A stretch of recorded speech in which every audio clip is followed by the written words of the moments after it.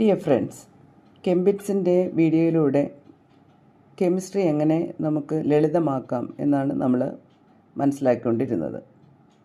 എങ്ങനെയൊക്കെ പഠിച്ചാലും കെമിസ്ട്രിയെ പ്രയാസമാണ്, ഓർഗാനിക് കെമിസ്ട്രി അതിലേറെ പ്രയാസമാണ് എന്ന് ചിന്തിക്കുന്ന ചില കുട്ടികളെങ്കിലും കാണും. അപ്പോൾ അവർക്ക് ഈ കെമിസ്ട്രി എങ്ങനെ പഠിക്കാം അതിനെക്കുറിച്ചാണ് നമ്മൾ ഇന്ന് ഡിസ്കസ് ചെയ്യുന്നത്. ചില ഉദാഹരണങ്ങളിലൂടെ അത് എങ്ങനെ നമുക്ക് പഠിക്കാമെന്ന് നമ്മൾ മനസ്സിലാക്കും. അപ്പോൾ അതിന് മുമ്പായിട്ട് ചില കാര്യങ്ങൾ, ഇപ്പം നിങ്ങളൊരു സിനിമ കണ്ടാലോ, ഒരു നാടകം കണ്ടാലോ, ഒരു സീരിയൽ കണ്ടാലോ, മറ്റേതെങ്കിലും കലാരൂപങ്ങൾ കണ്ടാൽ നിങ്ങൾക്കത് നന്നായി ആസ്വദിക്കാൻ കഴിയും. അതിൻ്റെ ഓരോ ഡീറ്റെയിൽസും, അതിൻ്റെ സംവിധായകരും അഭിനേതാക്കളും അവതരിപ്പിച്ചിരിക്കുന്ന ഓരോ ഡീറ്റെയിൽസും മനസ്സിലാക്കി അതിൻ്റെ കുറ്റവും കുറവുകളും അതെങ്ങനെ മോഡിഫൈ ചെയ്യാം എന്നെല്ലാം നിങ്ങൾ പറയും. അത്രയേറെ ബുദ്ധി നിങ്ങൾക്ക് ആ കാര്യത്തിൽ ഉപയോഗിക്കാൻ കഴിയും. സാധാരണ കെമിസ്ട്രി പഠിക്കാൻ ചില കുട്ടികൾ അതിബുദ്ധിമാന്മാരായിരിക്കും. അവർ പെട്ടെന്ന് തന്നെ കാര്യങ്ങൾ പിടിച്ചെടുക്കും. ചില കുട്ടികൾക്ക് ഈ നമ്മൾ നടത്തിയ ക്ലാസ്സുകൾ കേട്ട് കഴിഞ്ഞാൽ കാര്യങ്ങൾ മനസ്സിലാകും.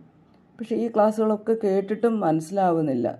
പ്രത്യേകിച്ച് ഈ ഓർഗാനിക് കെമിസ്ട്രി അല്ലെങ്കിൽ അതിൻ്റെ റിയാക്ഷൻ മെക്കാനിസം ഒട്ടും മനസ്സിലാവുന്നില്ല.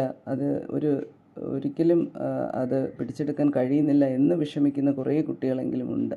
അതുകൊണ്ട് തന്നെ അത് കെമിസ്ട്രിയോട് ഒരകൽച്ച ഉണ്ടാക്കുകയും കൂടുതൽ കെമിസ്ട്രി പഠിക്കാൻ അവരെ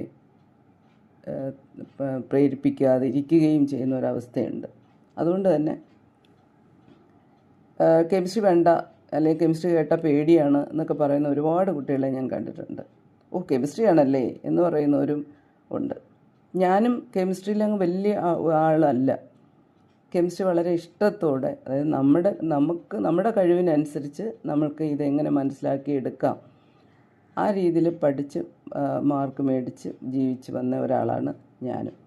അപ്പോൾ അതുകൊണ്ട് എനിക്ക് കെമിസ്ട്രി പഠിക്കാമെങ്കിൽ തീർച്ചയായിട്ടും നിങ്ങൾക്കും കെമിസ്ട്രി പഠിക്കാം. അപ്പോൾ എങ്ങനെയാണ് കെമിസ്ട്രി പഠിക്കേണ്ടത്? നിങ്ങളിൽ പലരും ഇതുപോലെ പല ടെക്നിക്കുകളും ഉപയോഗിക്കുന്നുണ്ടായിരിക്കും. പക്ഷേ എല്ലാവരും അത് പറഞ്ഞു തരണമെന്നില്ല. അപ്പം ആർക്കെങ്കിലും ഇത് കെമിസ്ട്രി പഠിക്കാൻ ഒരു എളുപ്പ വഴിയാകുന്നെങ്കിൽ അതങ്ങനെ ആകട്ടെ എന്നുള്ള ഒരു ചിന്തയിൽ നിന്നാണ് ഞാൻ ഈ ട്രയൽ നടത്തുന്നത്. ഈ വീഡിയോ ഒരല്പം ലെങ്തി ആയിരിക്കും. അപ്പോൾ നിങ്ങളുടെ വിലയേറിയ സമയം, പക്ഷെ പഠിക്കുന്ന കുട്ടികൾക്ക് നിങ്ങളുടെ സമയം പഠിക്കുന്നതിന് തന്നെയാണ്. അപ്പോൾ അത്തരത്തിൽ നിങ്ങൾക്ക് എളുപ്പത്തിൽ പഠിക്കാനുള്ള വിദ്യ ആയതുകൊണ്ട് നിങ്ങൾക്ക് എന്തായാലും ഇത് ഗുണം ചെയ്യും.